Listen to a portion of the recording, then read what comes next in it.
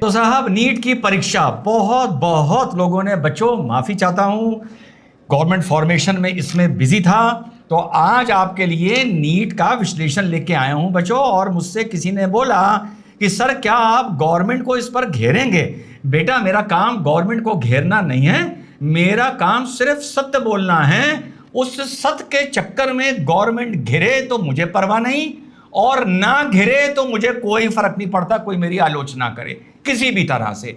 तो तुम लोगों को मेरे बच्चा आज बताऊंगा कि तुम लोग सुन रहे हो इतने लोगों का इतना रैंक आ गया, एक गांव से इतने लोग आ गए, एक सेंटर से इतने आ गए, ये सब सुन रहे हो, गबन हो गया, गबन हो गया, गबन हो गया, स्कैम हो गया, स्कैम हो गया, एजुकेशनल गबन हो गया।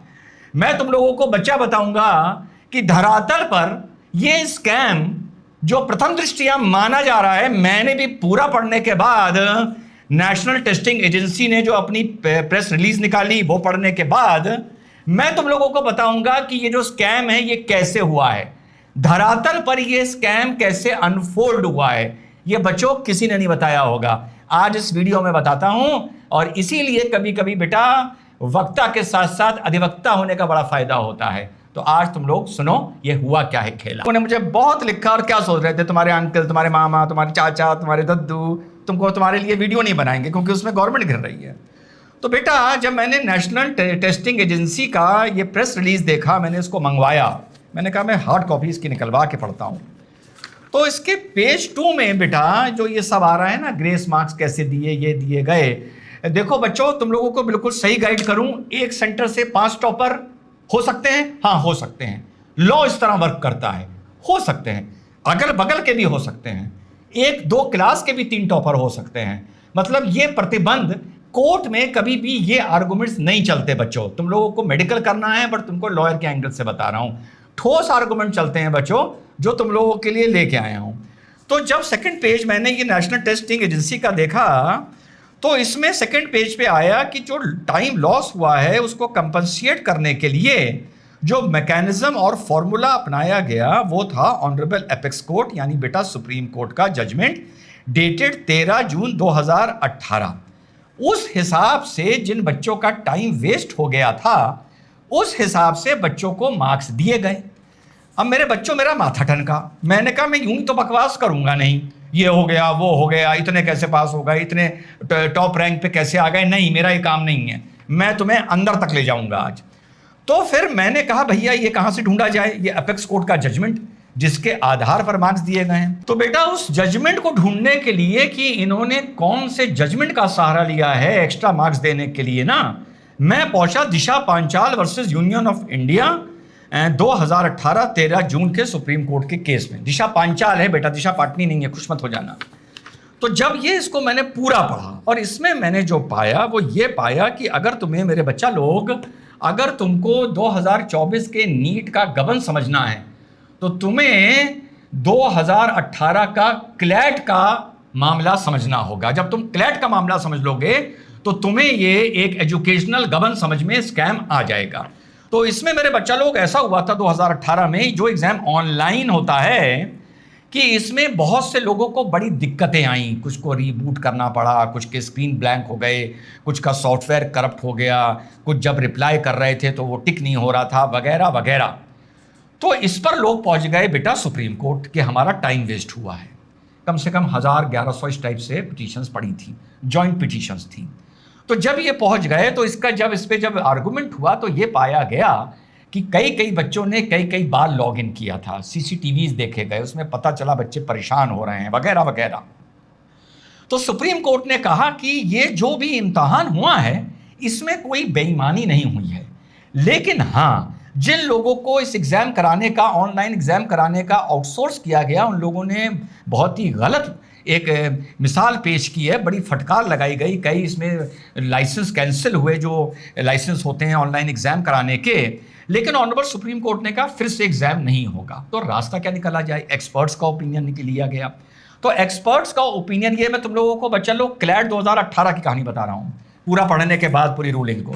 तो जब ये वहां पर ये आर्गुमेंट होने के बाद फॉर्मूला क्या निकाला जाए, तो फॉर्मूला बच्चा लोग क्या निकाला गया, अब मैं स्क्रीन को ब्लैंक कर दूंगा और इसका आप लोग स्क्रीनशॉट ले लेना, ठीक है। तो मान लो बेटा क्लैट के एग्जाम में 200 क्वेश्चंस पूछे गए, 200 में हर चीज नॉर्मल रही, एक बच्चे ने 150 आंसर करे और 50 वो आंसर नहीं कर पाया। तो मान लो कि एक का जवाब पॉजिटिव देने पे, करेक्ट देने पे 4 मार्क्स मिल रहे थे और गलत देने पे -1 हो रहा था। तो उसने जो भी अपने 150 क्वेश्चन आंसर करे उसमें कुछ सही हुए गलत हुए, वो अपना बच्चा पास होकर चला गया। ये था मेरे बच्चा लोग नॉर्मल सर्कमस्टांसेस।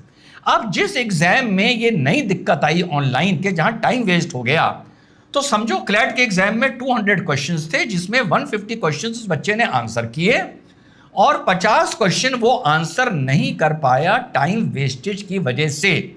ध्यान रखो, ये एग्जाम ऑनलाइन था क्लैट का, नीट का एग्जाम आप लोग को पता है ऑनलाइन नहीं होता है। टाइम वेस्टेज, सॉफ्टवेयर को लेकर टाइम वेस्टेज। तो उसने 150 क्वेश्चन आंसर नहीं करे। 10 मिनट मान लो जब उसका टाइम कैलकुलेट किया गया तो ये आया अप्रोक्सीमेशन में कि इसके 10 मिनट्स वेस्ट हुए हैं। 2 आवर का पेपर था, समझाने के लिए मैं 2 आवर के पेपर को 120 मिनट्स का पेपर मान लेता हूं। फिर आगे समझाने के लिए मैं 120 मिनट के पेपर को 7200 सेकंड्स का पेपर मान लेता हूं। तो जब उस बच्चे के 10 मिनट्स लूज हो गए तो यानी उसके 600 सेकंड्स लूज हो गए। उसके पास मेरे बच्चों टोटल सेकंड कितने थे? टोटल सेकंड थे 7200, उसमें से 600 सेकंड्स लूज हो गए। तो उस बच्चे के पास बचा 6600 सेकंड अपना एग्जाम देने के लिए, क्योंकि 10 मिनट्स उसके 600 सेकंड्स उसके वेस्ट हो चुके थे। अब उसने 150 क्वेश्चन जो अटेम्प्ट किए वो उसने मेरे बच्चों 6600 सेकंड में किए। यानी एक क्वेश्चन उसने अटेम्प्ट किया 6600 divide by 150 is equal to 44 second में। यानी उस बच्चे ने एक सवाल का जवाब 44 सेकंड में दिया। अब सवाल उठता है कि अगर उसका बच्चों 10 मिनट्स वेस्ट ना हुआ होता, यानी 600 सेकंड्स उसके वेस्ट ना हुए होते, तो वो 600 डिवाइड बाय 44 से क्यों डिवाइड कर रहे हैं? क्योंकि उसने 6600 सेकंड्स में 150 क्वेश्चंस अटेम्प्ट किए थे। तो 600 सेकंड्स को जब हम 44 से बच्चों डिवाइड करेंगे तो आएगा 14 क्वेश्चंस। यानी बच्चों अगर उसके 10 मिनट्स वेस्ट ना होते तो वो 14 क्वेश्चंस और अटेम्प्ट करता। उसने अटेम्प्ट किए 150 क्वेश्चंस। अब हम लोग ये देखेंगे उसमें उसके सही कितने हुए थे और गलत कितने हुए थे। 150 क्वेश्चन जो उसने अटेम्प्ट किए थे उसमें से उसके 130 राइट हुए। 130 राइट का इंटू 4 उसको मिल गया 520 पॉइंट्स। 20 क्वेश्चंस उसके गलत हुए, इसमें उसको मिला -1। तो ये हो गया 520 से -20, तो पूरे उसके मार्क्स आए 500 जो उसने अटेम्प्ट किया था मेरे बच्चों। लेकिन जो वो टाइम वेस्टेज के हिसाब से अटेम्प्ट नहीं कर पाया था, तो 150 में से उसके 130 राइट हुए। अब ये तो नहीं मान लिया जाएगा कि उसके सारे 14 राइट होते, तो 150 में से उसके 130 राइट हुए। तो अगर वो बाकी 14 भी अटेम्प्ट कर लेता तो उसके बच्चों कितने राइट होते? 12 राइट होते। तो 12 राइट का उसको दे दिया गया into 4 is equal to 48 marks, और जो 2 गलत हुए उसके 2 मार्क्स काट लिए गए तो उसको दे दिए गया 46 मार्क्स। ये 46 मार्क्स उस 500 में जोड़ दिया गया तो ये हो गया 546। ठीक, इस वाली रूलिंग का मेरे नीट में देने वाले बच्चों, नीट के टेस्टिंग एजेंसी ने इस रूलिंग का सहारा लेकर, टाइम से पहले ना ट्वीट कर देना, कमेंट कर देना अंकल पर, उन्होंने इसका सहारा लेकर यह कहा कि हमने जिनका टाइम वेस्ट हुआ था उनको इसके आधार पर मार्क्स दे दिए। अब सवाल उठता है, अब यहां से बच्चों बताऊंगा कैसे ये एजुकेशनल गबन अनफोल्ड किया। कल बताया था ना तुम्हारे अंकल का दिमाग बड़ा डर्टी टाइप का है, ठीक है। तो जब हमने इसको स्टडी किया बैठ के रात को अपने चेंबर में कि अच्छा क्या क्या हुआ होगा, तो पहले तो जो बेटा सुप्रीम कोर्ट की ये Disha Panchal versus Union of India की रूलिंग थी, इस रूलिंग में हमने ये कहीं नहीं पढ़ा कि ऑनरेबल सुप्रीम कोर्ट ने ये लिखा हो कि आने वाले टाइम में हर एग्जाम में इस तरह से कैलकुलेट किया जाएगा। पहली चीज कहीं तो इस तरह की रूलिंग वो होती हैं जो नज़ीर नहीं होती हैं, जो प्रेसिडेंट नहीं होती हैं, इनको आप आगे कोट नहीं कर सकते। तो सबसे बड़ा ब्लंडर जो नीट ने किया है, फिलहाल रूलिंग के हिसाब से कि उन्होंने इस रूलिंग को लाकर, क्लैट की रूलिंग को लाकर, जो ऑनलाइन होता है उसको लाकर यहां पर कैसे थोपा, और ऑनलाइन एग्जाम्स के टाइम वेस्टेज का जो तरीका था, स्क्रीन करप्ट, सॉफ्टवेयर करप्ट हो गया, स्क्रीन ब्लैंक हो गई, अपलोड नहीं हो रहा था, कंप्यूटर ऑफ हो गया, वगैरह वगैरह, वो कोई भी कारण नीट के एग्जाम में लागू नहीं हो रहा था। पर नीट की परीक्षा की बेईमानी की जो शुरुआत हुई, जो स्रोत बना, वो 2018 की ये रूलिंग को बनाया गया, और मेरे हिसाब से एक स्कैम को अलग अलग लेवल पे बच्चों प्लान किया गया। जो क्लैट में हुआ था वो मौखिक हुआ था, यकायक हुआ था, किसी को आइडिया नहीं था किस तरह से वेस्टेज हो जाएगा, तो वो प्लान्ड नहीं था। लेकिन उसको सहारा बना के मुझे लगता है बड़े बड़े अच्छे लेवल पर इसको प्लान किया गया। प्लान किस तरह किया गया कि बच्चों अब आप एग्जाम देने जाओगे, मैं भी साइंस का स्टूडेंट रहा हूं, मैं मैथ साइंस का रहा हूं, बायो साइंस का नहीं रहा हूं। तो जब एक आदमी एग्जाम देने जाता है, ज्यादातर बायो का स्टूडेंट, अब देखो तुम लोग कहोगे कि अंकल तो लॉयर है, उनको ये भी पता है। पता क्यों है? क्योंकि अंकल साइंस के भी स्टूडेंट रह चुके हैं तुम्हारे। तो वो आम तौर पर मैंने देखा है अटेम्प्ट करने में सबसे ज्यादा फिजिक्स में फंसता है, बायोलॉजी नंबर 1 रहता है, केमिस्ट्री नंबर 2 रहता है, और फिजिक्स नंबर 3 रहता है आम तौर पर। एक आदमी का बच्चों नेचर होता है कि ये सिखा के भेजा जाता है कि बेटा शुरू में तुम्हें जो भी अच्छा आता हो वो तुम कर देना। तो यानी नीट के एग्जाम में अगर 150 क्वेश्चन आए, 150 क्वेश्चन आए मान लो, तो हमें सिखा के भेजा गया कि बेटा सबसे पहले अपनी तुम्हारी बायोलॉजी स्ट्रांग है वो कर देना, उसके बाद केमिस्ट्री अटेम्प्ट करना, उसके बाद जब टाइम बचे तो तीसरा फिजिक्स का सेक्शन अटेम्प्ट करना, और या तुम बीच बीच में जो ना कर पाए हो उसको अटेम्प्ट करना। इसी तरह तो सिखाया जाता था जब हम लोग एग्जाम देते थे। अब आप एक प्लानिंग के तहत, एक स्कैम के तहत वहां पहुंचे, ठीक? ये मैं कह रहा हूं जो मैंने बैठ के विजुअलाइज किया। जांच होनी चाहिए, सीबीआई को जांच होनी चाहिए, बहुत गंभीर मैटर है। जैसे कल मैंने बताया था ना एयरपोर्ट का मैटर, इस घटना को हल्के में नहीं लेना चाहिए। तो बताऊंगा कि इस घटना का महत्व क्या है। अभी अभी तो चुनाव निपटे हैं। तो बेटा जब आपने बैठे, आपने कहा अच्छा भाई खटाखट खटाखट खटाखट खटाखट, मैंने बढ़िया बढ़िया अपने 100 आंसर्स कर दिए, इसमें तो मेरे 97 राइट हो जाएंगे। अब आप एक स्कैम का बच्चों हिस्सा बने। आप मतलब कोई, मेरे हिसाब से उसको पहले ही कहा गया कि वहां पर आपको कोई ना कोई ड्रामा क्रिएट करना होगा टाइम वेस्टेज का। क्योंकि ऑनलाइन में तो टाइम वेस्टेज मैं मान सकता हूं भैया, ऑफलाइन में हमने कितने एग्जाम दे दिए यार ऑफलाइन में कौन सा टाइम वेस्ट होता है। मेरे हिसाब से ये रचा गया, बच्चों से कहा गया कि सबसे पहले तुम अपने स्ट्रॉन्ग पॉइंट्स को आंसर कर देना, स्ट्रॉन्ग पॉइंट्स को आंसर कर देना, उसके बाद कुछ ड्रामा होगा, कुछ स्कैम होगा, कोई कंफ्यूजन क्रिएट होगा, पता नहीं अंदर सीसीटीवी थे या नहीं थे जो बच्चे बता रहे हैं ये टाइम वेस्ट कैसे हुआ। भैया तुम पहले बताओ ये टाइम वेस्ट हुआ कैसे, जस्टिफाई करो उसको।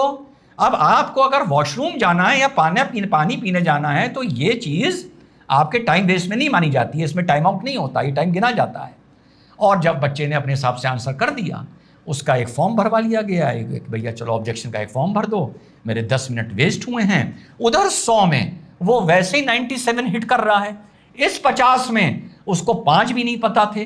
लेकिन उस फॉर्मूले के हिसाब से 2018 के फॉर्मूले को यहां पर लागू करके जब वहां पर वो 98% या 95% करेक्ट हिट कर रहा है शुरू के 100 क्वेश्चन में, जो सब्जेक्ट उसका पढ़ा हुआ है वही 95% लाके थोप दिया गया इस 50% पर, और कैलकुलेट कर लिया गया कि 10 मिनट में ये कितने जवाब देता। मान लो इस 10 मिनट में ये 30 जवाब देता तो 2 इसमें भी इसको 25 × 4 100 नंबर, और मान लो 5 गलत देता तो 5 नंबर इसके काट लो, हो गया खेल खत्म।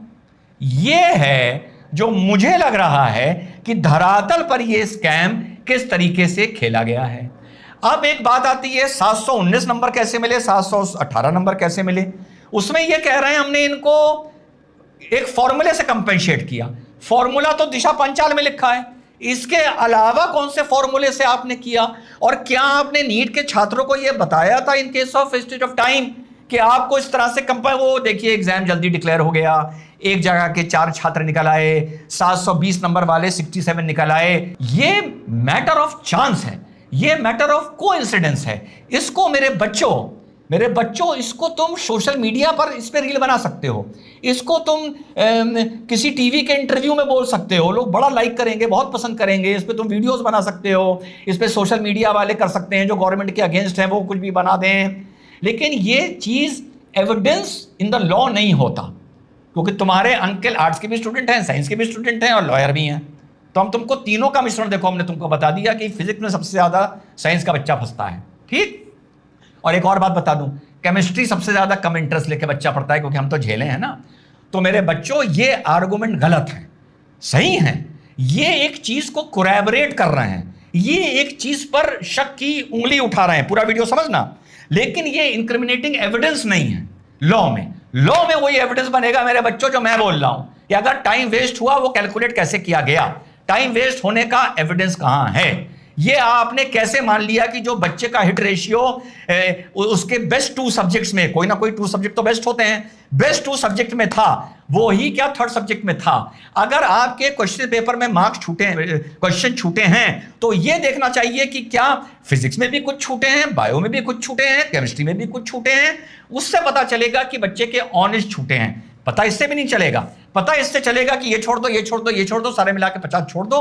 तो इस पर बहुत गहन जांच होनी चाहिए, विभागीय जांच नहीं, नीट की नहीं, कमेटी की नहीं, एक्सपर्ट्स की नहीं, इसमें एजुकेशनिस्ट की और क्रिमिनल इन्वेस्टिगेशन एजुकेशनिस्ट एक्सपर्ट्स जो पेपर सेटिंग करते हैं, पेपर कंडक्ट कराते हैं, उसकी एक कमेटी बननी चाहिए और इसकी बच्चों एक रिपोर्ट जानी चाहिए। प्रथम दृष्टिया मुझे लग रहा है कि ये पूरा स्कैम इसी तरह से खेला गया है। 18 और 19 में तो ये बता ही नहीं रहे हैं कि फॉर्मूला कौन। अब चलते चलते अभी चुनाव बीते हैं और 2-3 दिन पहले भी बोला था कि 8-9 पेपर लीक हुए थे। ये छोटी घटनाएं नहीं होती, माने मोदी जी, योगी जी। जो आदमी, जो छात्र मेहनत करता है, उसका परिवार, उसका भविष्य, उसका दर्द उसके दिल में बैठ कर समझिए। और छात्र के जीवन से खेलेंगे तो छात्र ना नेशनल हाईवे देखेगा, ना वंदे भारत ट्रेन देखेगा, और बड़े सम्मान से बोलूं, ना मथुरा काशी अयोध्या देखेगा। पहले उसका भविष्य है।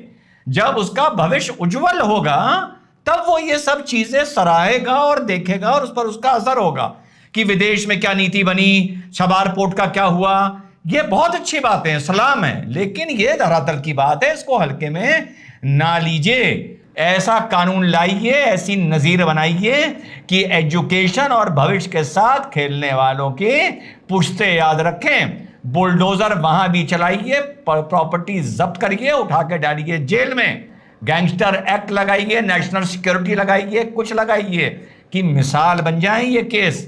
अदरवाइज अगर छात्र बिफर गया मोदी जी, तो सारी बातें एक तरफ और देश का छात्र एक तरफ।